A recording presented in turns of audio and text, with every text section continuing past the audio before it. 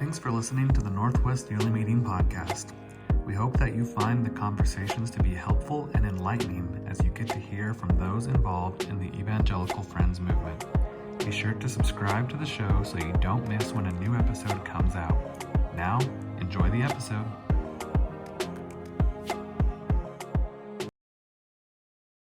All right. Thanks, everybody. Welcome to the third episode of the Northwest Yearly Meeting podcast. It is now November. It just kind of feels like this has gone by very quickly from talking about this in the summer at yearly meeting sessions. And now we're 3 episodes in here. But I just want to say thanks to everyone for listening. You know, after last month's episode, we gave a little plea to give some reviews and go and rate and review the show on iTunes or wherever you listen. And we got 2 more people to review. So now we're sitting at a total of 5 reviews. Woo! One of which is me, one of which is Austin's wife. And then we have 3 actual real listeners. So once again, if you listen and you like the show, go give us 5 stars or 4 stars or whatever you feel we deserve and give us a review. That would be really great. We would appreciate that. And then also, I just wanted to say last month's episode with Lisa Guerin from Sherwood Friends, I actually just had someone text me last night who said, I just listened to it. And I was like, awesome, we're about to record the next one tomorrow. But if you liked last month's episode with Lisa on evangelism and outreach, Ryan Kendall, if maybe you don't know who that is, he used to be one of my professors at Berkeley, and he now lives in Oregon, and he listens to the podcast. He texted me and said, that was a great episode. I really enjoyed it. If people liked that episode, I've got 2 book recommendations for them. So I just want to pass these along. If you liked the episode with Lisa on evangelism and outreach, here are 2 book recommendations. Ryan recommends a book called Canoeing the Mountains by Tod Bolsinger. He says it's about Christian leadership and how it cannot be done the same way it's always been done because the world isn't the same as it used to be. A little thing from the back says, Lewis and Clark thought they were going to canoe to the ocean and they ran into mountains. At that point, they have 2 choices, either turn around or change the way that they do things to still accomplish the goal. Ryan also recommended a book, Surprise the World by Michael Frost. He said that Lisa's last statements in the podcast about focusing on who God puts in front of you and getting involved with people who are different than you are the themes of this book. And he said it's a really quick read. And so those are the 2 recommendations. I'll include the info for those books in the description if you want to look them up and listen to them. I'm sure they're probably on audiobook if you're an audiobook person, because that is me. If I want any chance of reading a book, it needs to be an audiobook. Oh man, I mean, okay. There was a season of my life where I only listened to audiobooks because I was constantly like commuting and doing things with my hands. But I love a good old fashioned book. So there you go. We got most of my books are paper. 2 opposite ends of the spectrum. I know if you're listening to this, well, we don't release video versions, so there's no way you can watch this, but our backgrounds here, Austin has a ton of books behind him in the background, and I have a Oscar Mayer Wiener poster and a little plant. Yeah, you know? Yeah, it's exactly. I mean, I have like stacks of messy books and other things here in my office that there are some gems back there for sure. Oh yeah. But yeah, so this episode we're gonna, I mean, last month we kind of went way into the weeds and did a big ole, super deep conversation around outreach and evangelism, pretty serious stuff. And this week we wanted to this month we wanted to be a little more light. I know around the holidays, things get kind of crazy, and November with Thanksgiving rolling around, we thought we're gonna just talk about Thanksgiving in general, like in the role of being grateful and gratitude and how that can, is important for our spiritual lives. Because the Bible actually has a lot to say about being thankful. And we're having our guest for this week is Keith Reeser. Keith Reeser. Yeah. This is our first time having a guest who is not currently a member of Northwest Yearly Meeting. We said at the start that even though this is the Northwest Yearly Meeting podcast, we hope to occasionally have guests who are part of Evangelical Friends world, but maybe outside of Northwest Yearly Meeting. And so this is the first of these episodes, although it's not too far of a stretch here because Keith was the most recent pastor at Newberg Friends. So he isn't a total stranger to the Northwest Yearly Meeting world. I'm sure a lot of you know him.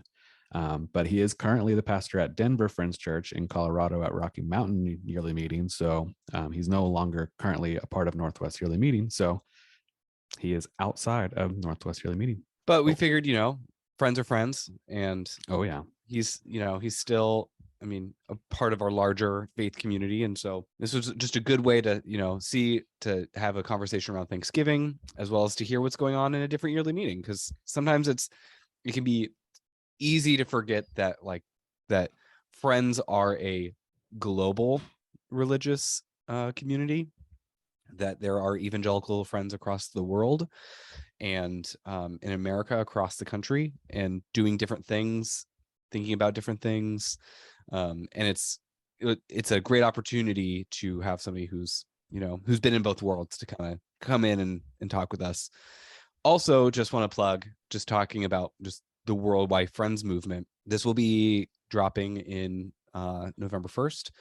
And I just want to plug the International Friends Multiplication Conference. So if you care about church planting or missions, or even just or outreach, or even just care about, the global church, this conference is for you. You can still sign in. It's going to be over Zoom, or it's going to be a digital format. So you don't have to, you can stay at home, and there's going to be great voices from different yearly meetings from different parts of the world that we can come together and think about. It focuses on church planting, but it's not just church planting. So, and a lot of the things that'll be talked about can hit different areas. So if that's something that you care about or think about, or I heard recently somebody was like, well, I'm not really a church planner, so this really isn't for me, but this is totally for you. So even if you just want to listen to one of the speakers, come on board. Yeah, I'm looking forward to that. I think it'll be good. All right, I'm going to get Keith in here and we'll start chatting with him. I can hear you. There he is. Oh yeah. I was going to say, I know Keith has his own podcast, so he's a podcasting pro. Oh wait, you have a podcast? I do. What? It just, my mom subscribed to it, so there you go. I do. It's a fun one. What? I'm just curious. What do you podcast about? So mine's called Innovating Purpose. So I do two different things on there. One, I interview people that have been influential in my life, and then the other element is I put all my sermons on there too. So it's just been a journey. I've been trying to get a hold of childhood teachers, Sunday school teachers, old pastors, youth pastors, and it's been a joy. So I just thought, you know what, I want to have these conversations, and so I started calling them up, and they were excited to do it. So it's been fun. It's been mainly for me. It's been encouragement. So. Yeah, I've seen you share, I don't know if you share all of them or share just a few of them, like on Facebook whenever you record a new one. And every now and then when there's one that you interview someone that I also know, like a Barclay professor or somebody, I'm like, ooh, I want to listen to that. So I've listened to a few of them when it's someone that I know. Yeah, for sure. They're pretty fun. Well, we just kind of gave an overview of you, but for anyone who maybe doesn't know you, will you introduce yourself? We said this is the first time having a guest who is not currently from Northwest Yearly Meeting, although, you've been here very recently, so I don't think too many people won't know who you are, but. Sure. Yeah, my name is Keith Reeser, and currently I'm serving at Denver Friends Church. Been here for just a couple months, so really just still in the transitioning mode.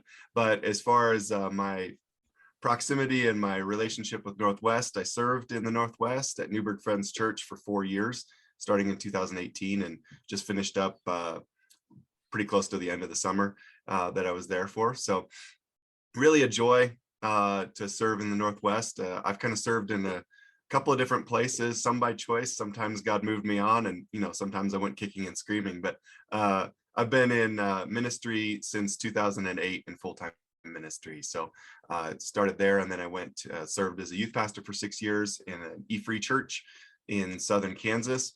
After that, I served for 4 years in Oklahoma in both a family pastor role and then as an interim lead pastor role. for a couple of years there. And then after that, Newburgh. And then now we're up to speed. So Denver, Colorado is where we're serving now. And we're in the midst of unpacking a million boxes and finding stuff that you didn't even know you had 5 years ago, that kind of stuff. So the joys of moving and having 4 kids, and my wife and I are officially, we have our own taxi service with these 4 kids, getting them all to the right place every day. So that's kind of our journey and what we're up to. So yeah, the moving process, the unpacking and the packing, I mean, that is essentially moving, but that's the worst part. Especially unpacking, you kind of unpack the essentials, and then if you're like me, you end up letting a box or two just sit in the garage for way too long, because you're like, I got all my kitchen stuff, I got all my living room stuff, I don't need anything else right now. I had a funny conversation with somebody who just moved. They said they hadn't unpacked a box for 4 years, and then they ended up just donating it. They didn't even look in it. I was like, man, that's risky. Yeah. Like that. But I'm there. I'm already at that point now where I'm like, you know what? I don't even want to open this box. So yeah. Dang. Well, thanks for coming on.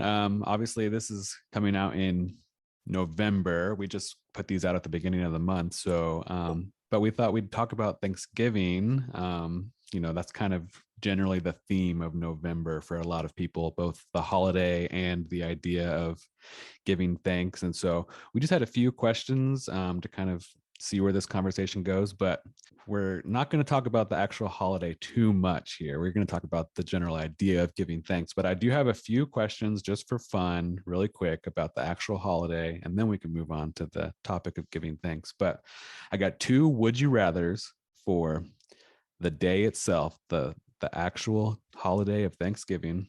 Do you prefer, this for everybody here, Thanksgiving lunch or Thanksgiving dinner? I'm a dinner person myself. I'm a lunch person, because then you can have the leftovers for dinner. See, that's what people always say. They're like, if you have it for lunch, you can have the leftovers, but I'm just so full after that. I can't even imagine having it twice in one day.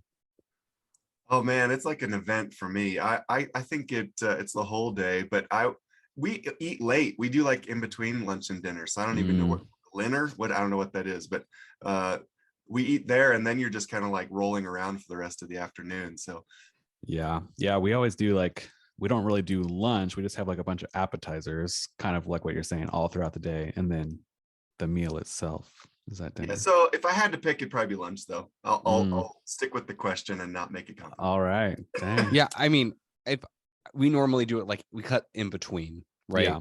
Like, you snack a little bit, and then you just like eat one giant meal. Right. But I can't just like split it in half. I have to pick one or the other. It's just eating all day. And I'm not gonna have like dinner at like 7. That's just not gonna work. Okay, here's the next one. You can only watch one on the day of. Would you rather watch the Macy's Thanksgiving Day Parade in the morning or a football game at some point throughout the day? If it's me personally, it's gonna be football. If my kids are around, they're gonna be watching the parade. So that's my answer: football. I'm gonna say neither. Ooh, neither. I it's so boring to me to watch sports on TV. Yeah. Like in person, it's totally different, but I'm like, I don't care. And then the parade, I'm like, So it's like, it's normally on in the background, but I'm usually like in the kitchen helping, or, reading a book, or, whatever. Yeah. I'm going to choose the parade, but I will say, with the caveat of, to me, it just seems nostalgic. It seems what you do. But I think like last year, the year before, I actually was awake and got up and I put it on and I watched it and I was like, this is really boring. So I think, it's definitely something you just maybe put on in the background, but it's not that I think it'd be funny to ask the opposite side of that question and say, which one would you rather be the broadcaster for? The Macy Day Parade? Ooh. I'm excited for that, or a football announcer. Yeah, I don't know. I don't think I could do Macy Parade.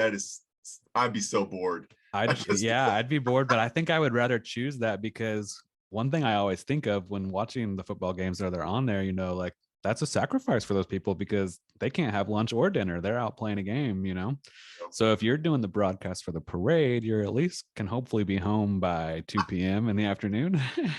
Yeah. Oh man, that's funny. And here's my last one, then we'll move on. What is your least favorite Thanksgiving food? So like of all the traditional things that are, usually around the table on Thanksgiving, what is the one that you're not going to scoop up on your plate? For me, it's going to be the cranberry sauce. What? I know. No. I knew that would be a controversial thing to say, No, but no. Cranberry sauce, essential. Mm-mm. It like brings everything together. It cuts through the fat, it cuts through the carbs. It's the glue of Nope. Thanksgiving. I never want any of it. I literally make it every year from scratch. It's like I was about to say, whether it's from scratch or a can, I don't care. killing me. I'm gonna agree with you there. I gotta go with the cranberry sauce. I can't stand that stuff. So. Ooh. What? All this hate for cranberries, man. Well, the can too is just brutal. Like it just like flops out on the table, and it's like, whoa. That's why you get. That's why you make it. You make it. It's not hard. I don't mind cranberries, and I don't mind like cranberry juice or in the right setting. But for me, there's just something weird about like putting fruit on like a sandwich that's gonna have, people make a turkey sandwich and there's cranberries on it. I'm like, I don't know how that goes together. Chutney. It's a chutney. It's cranberry chutney. It's like it's classic. We've obviously struck apples and pork. Austin goes great. Apples and pork. Man. What are you gonna choose, Austin? Yeah. What are you gonna get rid of? Okay. Criticize our answer. So this is gonna be even probably more controversial. I actually, if I had to like get rid of one thing, it'd probably be the turkey. Ooh. I like everything else so much more. All the casseroles, the pies, all of that stuff is great. It's just, I think turkey's kind of bland and kind of gross. It gets dried out. Like we could have like so many different kinds of meats. And I will not necessarily agree with you, but it is dry. I think once again, that's why you need cranberry sauce. I'm a big nostalgia That's why it's person. essential. I mentioned the parade being nostalgic and whatever. I'm just like, I wouldn't say cooked turkey is my ideal dinner choice, but on Thanksgiving it just feels right, So there we go. Let us know. You can message us or however you get in contact with us and tell us how wrong me and Keith are, or that you agree with us on the cranberry sauce. Okay, but now moving into more the idea of giving thanks. We got a few questions here and we'll just see where this discussion goes. But I did a little looking up before this and I wrote this down for you guys. But obviously the Bible talks a lot about giving thanks. And from just a quick word search that I was able to do, looks like generally in the area of like 102 times in the Old Testament and 71 times in the New Testament, talking about giving thanks and the idea of giving thanks. And there's many different verses we could pull up here. The one that I just wrote down is 1 Thessalonians 5:18, where it says, "Give thanks in all circumstances, for this is God's will for you in Christ Jesus." But the question I had is, what does this practically look like? Give thanks in all circumstances. I think when we think of giving thanks, for me, the first thing that comes to mind is, just saying thank you to somebody. But I don't know, is there more to it in that, or what are we looking at here? Yeah. So like you, I wrote down 2 verses. So I'll just share those that came to my mind because just so everybody knows, he sent me these questions a little bit ahead too. So I was able to think it through a little more. But Colossians 3:15 says, let the peace of Christ that rule in your hearts, for as members of one body you are called to live in peace and always be thankful. And then the second one that stood out to me was James 1:2-4, which isn't nearly as normal for this type of a subject, but it says, "Dear brothers and sisters, when troubles of any kind come your way, consider it an opportunity for great joy, for you know that when your faith is tested, your endurance has a chance to grow. So let it grow, and when your endurance is fully developed, you will be perfect and complete, needing nothing." So I'll start with the second one. For me, the reason why I wrote that is this is a stretch for me that's a little bit harder, and I think when it's harder, you have to really search for joy and thankfulness and gratefulness, and I think that has been quite a journey for me over the years. But specifically right now, it's that reminder that although I'm going through something that I don't understand and I don't know what it's going to look like 5 years from now, I can't see the other side of this, I do get to choose my attitude. I do get to choose how grateful I am, and verbalizing that in the current state of affairs that are happening in my life. And it's a lot of work. There's always opportunities to be a pessimist.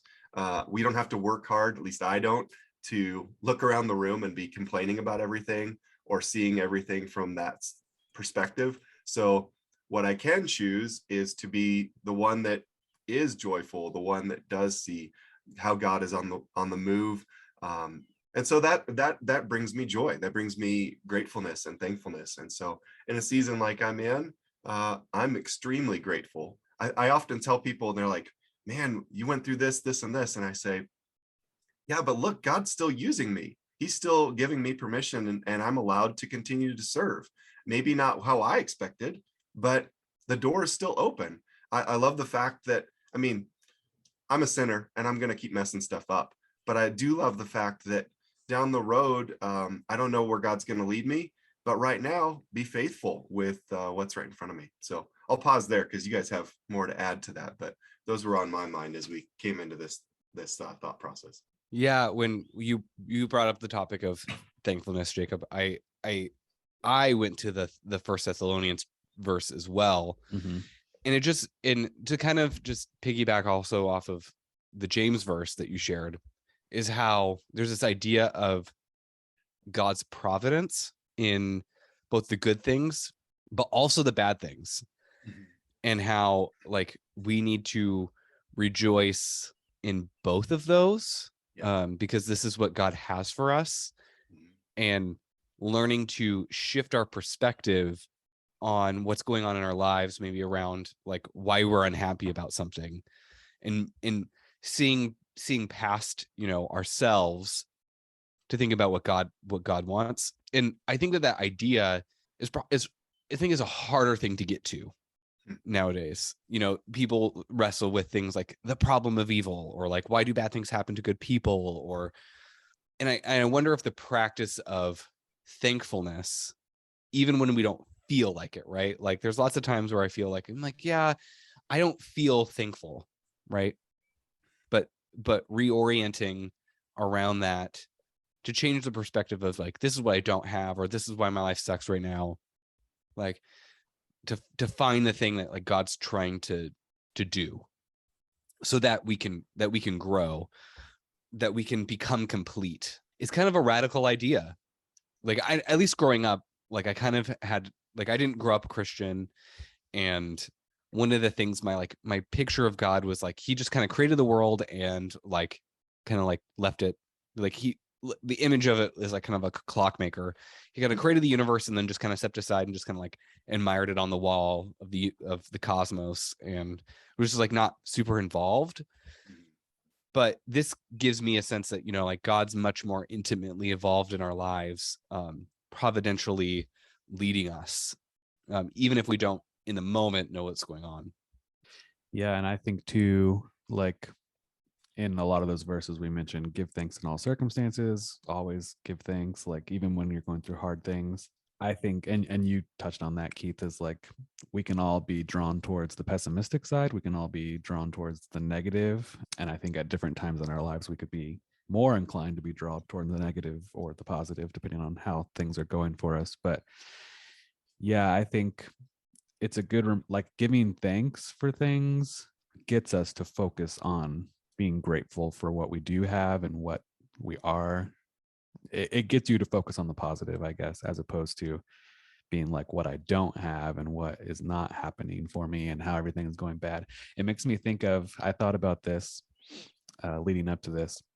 Now I could be totally wrong here, but there was a popular, I feel like, women's study a couple years ago, because I was seeing all these women that I knew that are like involved in churches. And it wasn't just our church, although our church did participate in it, but I was just seeing all these women who are, Christians doing this thing, and they would post about it online or whatever. So I think I found the book, but I don't want to totally credit this book if this wasn't it, but I think it was called 1,000 Gifts or something. But basically the premise was, and obviously I never read it, it was like a women's Bible study, but what I was seeing a lot of people do was they were challenged or tasked with writing 1,000 things that they're thankful for.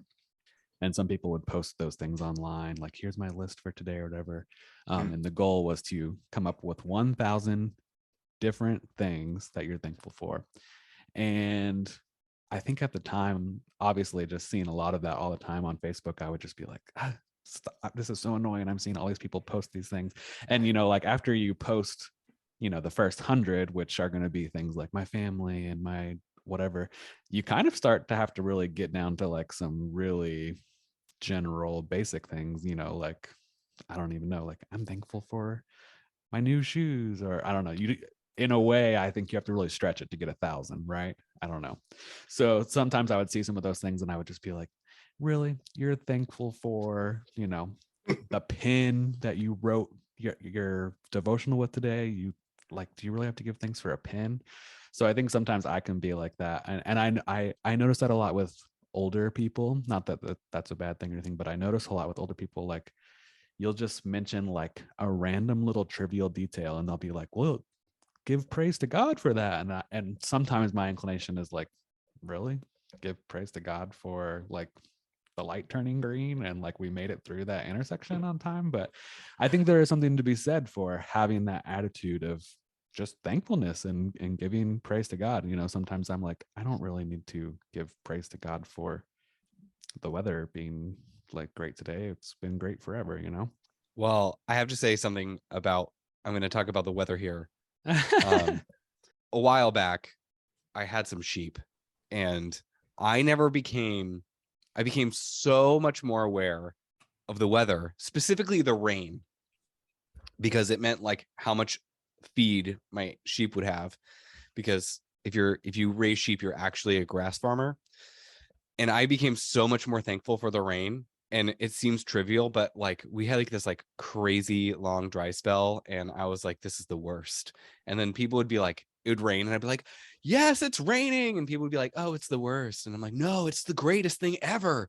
That's how So I yeah. feel. I like the cold weather, and it just recently turned cold here, and I'm like, woo, I like the cold. And there's a lot of people who are like, I just wish it was still 100 degrees. I love the summer. And I'm like, be quiet. You come out of your like a curmudgeon, like all Yeah. upset with it. Yeah. I'm the same way. Summer, I could deal without it. Well, I was going to mention that something that my wife and I started when we first got married was just a grateful journal. And anytime it doesn't have to hit a certain number, 1,000 or anything like that, but it was beautiful for a long stretch. And for a majority of this booklet, we've had financial, ups and downs in pastoral ministry. That's kind of the road that we've walked. It doesn't mean it's always the case, but there has been stretches. And so anytime we were able to pay the bills or somebody gave us a special blessing, we would write those things down. But it also was like renewed friendships. We'd be like, hey, we haven't talked to this person in forever, and we were able to call them and connect with them and talk to them about Christ. And it was just this journal of joys that God had put in our life.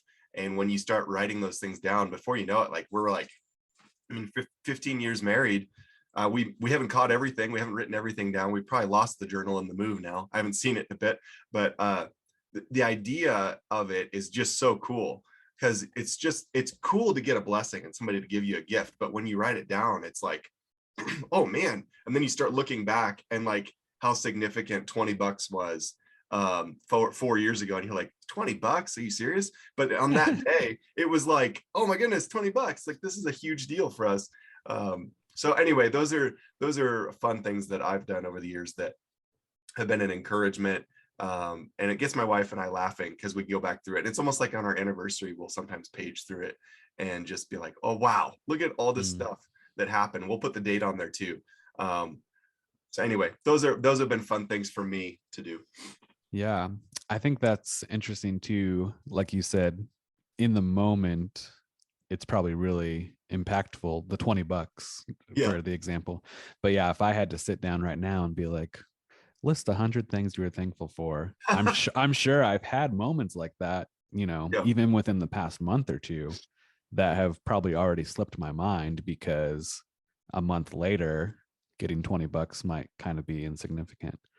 But yeah, in that moment, it probably was something to really rejoice and be thankful for. Yeah. Yeah, this is just kind of like a thought that I had as I was like kind of listening to us, of how I feel like gratitude kind of had a moment in culture like a while ago. There was like this, like thankfulness isn't just like a Christian thing, right? Like people, like it's a practice that people have like across the board. But like something that I think about is like what would make, Christian thankfulness like distinctive versus like, just like general thankfulness from like any other sorts of like, maybe there isn't a difference. But I was just, as I was thinking about this, of like, is there a difference for Christians in our practice of thankfulness versus like, broader culture, or of people who are outside of our faith tradition who think about gratitude in a little bit different way? Yeah, I think that's a good point. Because like with the month and the holiday of Thanksgiving, like you're right, like a lot of people obviously celebrate and think about being thankful and what are some things to be thankful for, whether they're Christian or not. So that idea of being grateful and whatever isn't necessarily a Christian value, or it's not something that, only Christians practice. But yeah, I guess that's a good question too, is like, how can we be different in showing thanks and giving thanks than the rest of the world?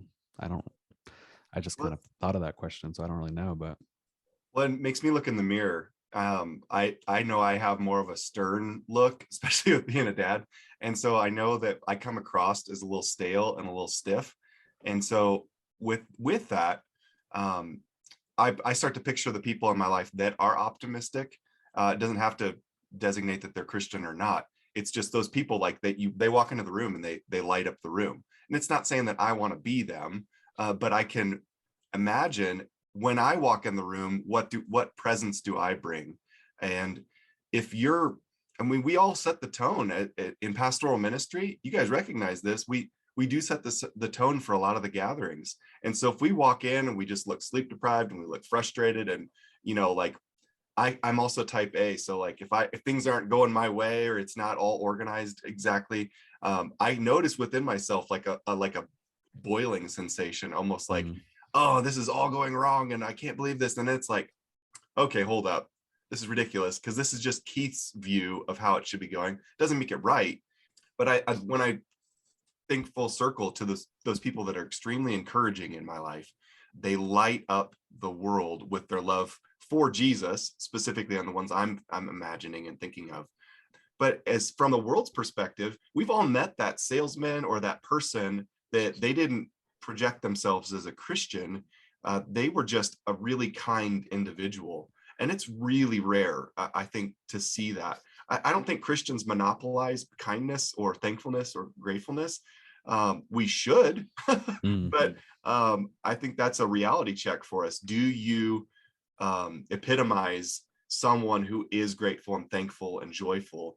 Or when people look at you, they're like, you're the reason I don't really like Christianity. Like, I mean, maybe they wouldn't say it to most likely they wouldn't say it to your face. But when they talk about, I don't want to be the one that they talk about when they say that type of person is the reason that I don't want to go to church, or I don't want to do those things.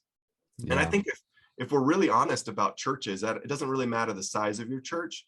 When people walk in, do they feel like they are welcomed and encouraged? I mean, a lot of churches will say, everybody's welcome. We want you here. We love you. But if certain people walk in, do some people go, ooh, I don't know about that one though. And so the reality is, are we encouraging people and showing that same type of attitude with anybody that walks in our doors? And it doesn't have to be on a Sunday morning. Like as soon as you leave the parking lot, it's not like you throw Christianity out the window and you get cut off at a stoplight and you're immediately back into the world mode and like honking at them and angry. And my sons will be like, they'll ask me questions about the sermon and it's like, oh man, they were listening. Oh no. Oh yeah. I want to be respectful of your time, Keith. You said you're good until 11, so I know we're coming up on that here. But I wondered if I know you haven't maybe been in Rocky Mountain for that long here, and you've still dealing with unpacking and getting settled. But I just wondered if you could give any updates on Denver Friends and what things are Sure. like going on there in Rocky Mountain yearly meeting. Yeah, it's so this is like a coming home in a way for sure for my wife.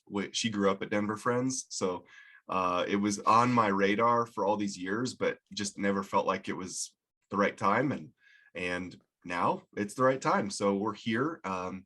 We're excited. We got married in this church, so that's also pretty cool. Like 15 years to come back, and now filling in the shoes of faithful servants that have been here before me. And there's certainly always bumps and hiccups and stuff when you come into church, because for a long time it's getting your feet under you and realizing who are the leaders in the church, what are the right conversations to have.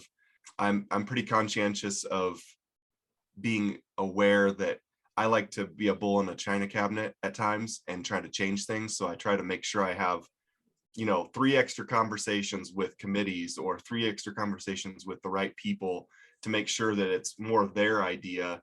And it's not like I'm trying to push my agenda, just to make sure, like, hey, if I try to do this, who would I offend? Or is this okay if I try this route? Is there anybody that I need to check with? Or, like if I move this table, is that going to be a deal?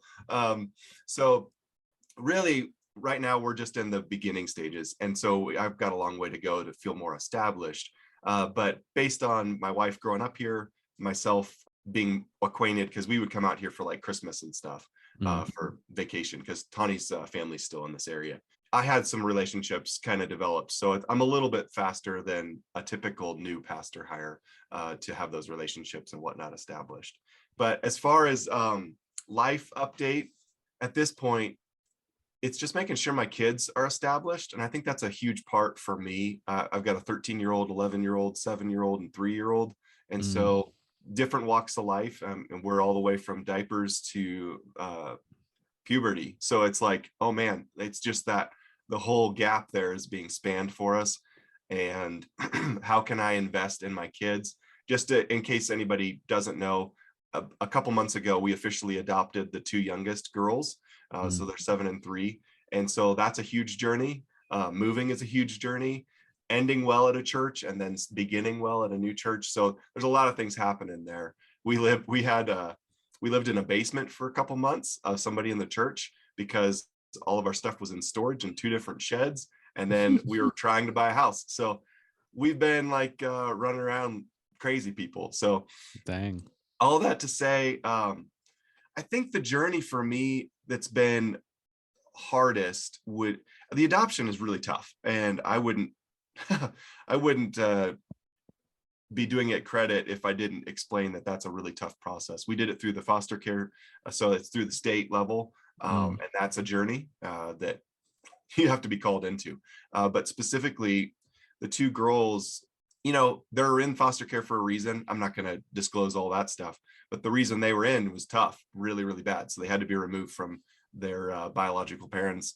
And on the flip side of that, as their new dad and their new mom, we're in a lot of conversations that we're unfamiliar with. It's like new terrain. So it's therapy, a lot of therapy. Our 3-year-old doesn't sleep well, so lack of sleep. And then the 7-year-old just had a lot of verbal and mental and physical abuse in her history. So she has trust issues, which fair enough, who wouldn't with that kind of stuff in your background. And so those things didn't blindside us. We knew that they were coming, but when you tack that on to the other layers of life, one thing that I'll express is I think mental health is a really big issue for pastors specifically. And somebody like myself, I'm trying to be self-aware that in this stretch, my wife and I really need to be conscientious and also pursuing Christian counseling. And that's something that it's on my docket to get it done. With moving, it's kind of nuts, but to find a good Christian counselor, it's okay to say, hey, I'm not right yet. And with trying to transition from another church and then coming out here, there was a big portion of me just being self-aware that I'm not doing great in some categories, and my marriage needs some help. It's not that we're not in problem season, but it's okay to admit, hey, we got to work on some stuff, because you can kind of lose yourself when you go through job transition. when you go through adoption. You can kind of miss your other kids. You become hyper focused and vigilant for one child, and then especially with high needs 2 kids, and then your biological kids become kind of second place in that scenario, and then your marriage becomes third, and it's just all these things. And getting that back in order, like, I need Christ first, I need my marriage second, I need my kids to be right third. And it's really easy to get those things out of order. And when you're in the midst of transition, give yourself some grace and be okay with taking a little bit of time to take care of those things, but don't let it slip off your radar.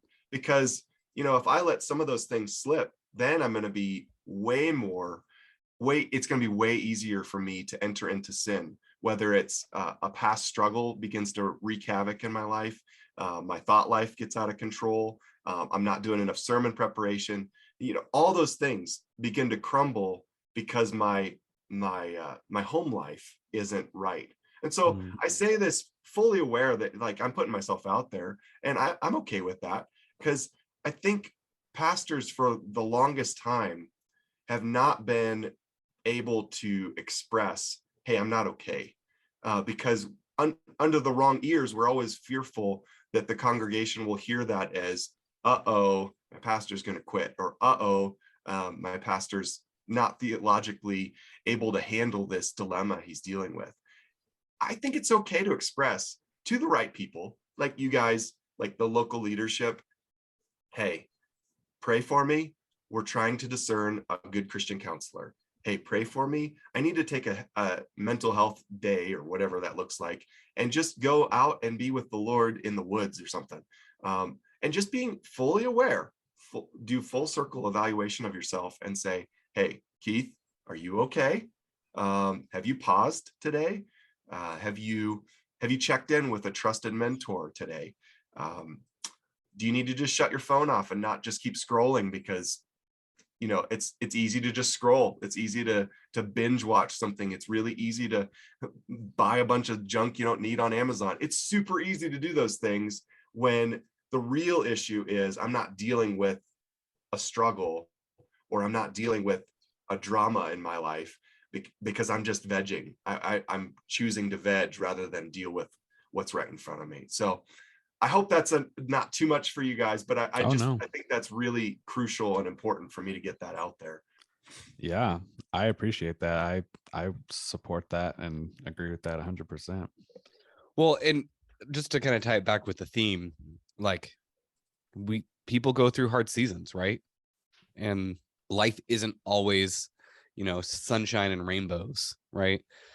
There are tough seasons with our kids. There's tough seasons with our marriages. There's tough seasons with our jobs, regardless if you're in ministry or outside of ministry. Like, those are all like universal sorts of concerns, right? And I think it can be really easy then to be like, oh, this isn't going very great, and forgetting that perhaps, like, this can also be something to be thankful for, while admitting the fact that it's happening, right? Yeah. Oh man, I have like millions of things that we could be thankful for. But it's really easy to forget that. I mean, and I'm not saying that 1,000 list, but just because of that reference point, that 1,000 list is like, man, that's too much. But it's almost like, let me give another example. So I have this box. I don't know. Do you guys use the video, or do you just use the audio? We just use the audio. Okay, I want to see the box. I'll pretend hold this box so everybody can. It's just in the closet here. But anyway, I have this huge box that my wife made for me. It's nothing special really, but in that box is anytime somebody has appreciated me, written me a thank you note, or something where they blessed me, I throw it in this box. And this box is so ridiculously heavy, full of all these notes and all these crazy things. And it's like, but I'm still dwelling on the one comment where somebody said, yeah, I didn't like your sermon. And it's like, are you kidding me? Like, sometimes you hit home runs in your sermons. Sometimes they're just, and sometimes you do get it wrong. But when you look at something like that, the people that love you, the people that have cared enough to say it, keep track of those things. Don't just file it digitally, like, keep the physical things to an extent. I mean, I don't want to be a hoarder, but when I open this box, I just laugh my head off, because there's some absolutely ridiculous stuff in there that just makes me laugh. like stuff that I don't even know how I've acquired it. There's goofy things that pastors get as gifts. I don't think people know how to give us gifts. That's a really fun conversation for another day. That's totally true. Not that I need to, like, I'm not mad that they want to give me gifts. That's really cool. But it's also like, what am I supposed to do with this? Anyway, what was I going to say with that? But basically, when I look through that box, when I look at all that stuff, and I can't even look through it all, it's just like this overflowing of gratefulness that kind of floods my body and my spirit and my mind in that moment, rather than dwelling on the comment. I got this, I'll give you one example of one of the comments that I dwelled on for longer than I should have given it headspace. We had comment cards. It wasn't supposed to be comment cards. It said prayer requests at the top. So, they turned it in card. With, they wanted to turn that sucker into me. So I was real excited for it. They didn't put their name on it, which is always great. And they just put that, because I had taken the cross down in the sanctuary for like a month, and the comment card said, put the cross back up. And like no, the prayer request card said put the cross back up. Right. And I'm like, what in the world? Like, what is this? And so like, I'm thinking, who would say that? But you know what I should have done? It was anonymous. I should have filed it with anonymous right into the shredder. Like, it doesn't help. Like, if you don't have the courage to tell me in person, then why am I losing sleep on this? Why am I dwelling on that? I know that's just a silly comment. How I doubt that person is listening. I don't know who they are. So if they are, but the cross is back up. I was gonna say, I need to know. Sometimes I'm like a goofball. Like, I sometimes would take the cross down randomly, just because then that's just the way I'm wired. Like, I want to tick people off, I guess. But it was like, if you're noticing that, what else are they missing? Like, I just wanted to put into perspective, like, it's okay to change the blueprint of the room. Sometimes I would just change things up, but anyway, my wife was like, why do you want to cause drama? Just leave the cross up. And I was like, I don't know. I'm weird like that, I guess. That's funny. Well, we want to honor your time, and it's getting a little past 11 your time, so no worries. No, this is good, guys. Thanks for doing this with me. I really appreciate it. Yeah, thanks for coming on, and we will be praying for you and your ministry in Denver Friends. Awesome. Thanks, guys. Thanks. All right, that went really well. Yeah, good things to think of about being thankful and having the attitude of thankfulness. I really like kind of what he said a little bit near the end there of like, yeah, Christians don't have a monopoly on thankfulness. But I think he said, but we should, or we should behave like we do. And sometimes, there's that fine line, I guess, because it's like, we know as Christians, we're not always happy and we're not always perfect and we're not always going to be in good situations, but that doesn't necessarily mean that we have to be the most crabby and annoying people on the planet as well. Yeah, we don't need to be grumbling. Yeah. But we don't need to be fake about our struggles either. Exactly. I think that was something that I was trying to like bring up, is that just because you're thankful and grateful doesn't necessarily mean that you have to minimize the difficult things. Yes. Because I think that can be the well, I have to just be grateful. So then I'm like, I don't acknowledge the difficult things. And I don't think that's I think that is not, that's a false dichotomy. Yeah. And I think maybe the more I think about it, that might have been some of my issue with whenever that was really popular with all the thankful stuff. It was just like people were posting things all the time. I'm thankful for this. I'm thankful for this. I'm thankful for this.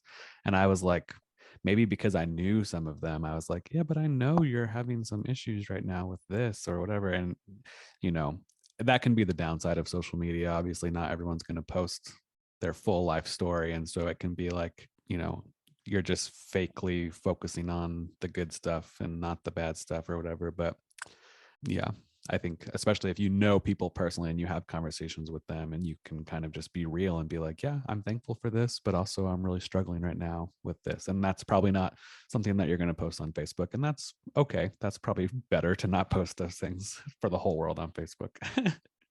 Well, right. This is the end of the show. And so if you like this podcast, subscribe, share, let people know about what we're doing, and we would be thankful for that. And we'd be also thankful for more reviews. We know that there are more listeners than reviews. So Oh yeah, I know.